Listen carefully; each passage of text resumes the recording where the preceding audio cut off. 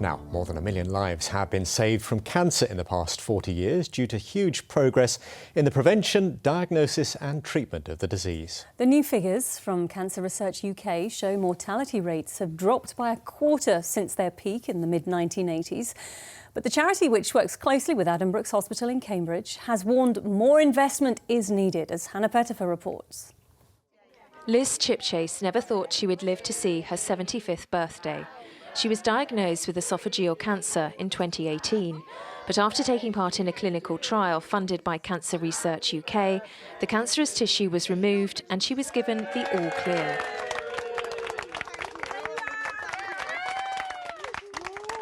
Liz, who lives in Cambridge, features in the charity's latest campaign. She's in no doubt that the trial saved her life.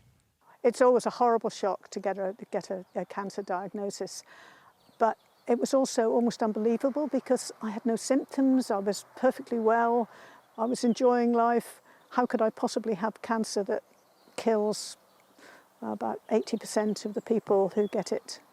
And here I am today, feeling absolutely fine 5 years later.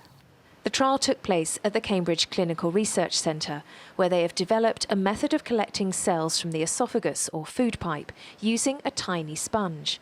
These cells are then analysed for traces of cancer.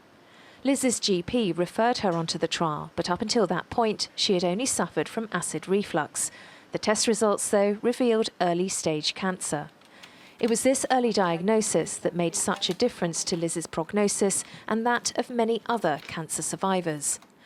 According to Cancer Research UK, Liz is one of 1.2 million people who have survived cancer since the 1980s due to better prevention, diagnosis and treatment. Mortality rates have fallen by around a quarter since their peak in 1985 for men and 1989 for women. So in the past, it was very common for oncologists and even physicians to see cancer diagnosed in relatively late stages, and unfortunately patients succumbing their cancer within a few years.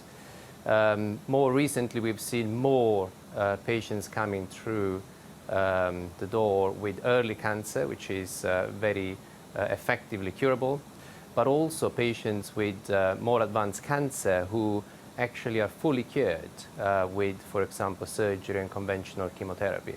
And that's been a great success. Despite these advancements, cancer remains the #1 cause of death in the UK. The charity is calling for continued investment and support so they can build on the progress of the last 40 years, giving more hope after diagnosis. Hannah Pettifer, ITV News.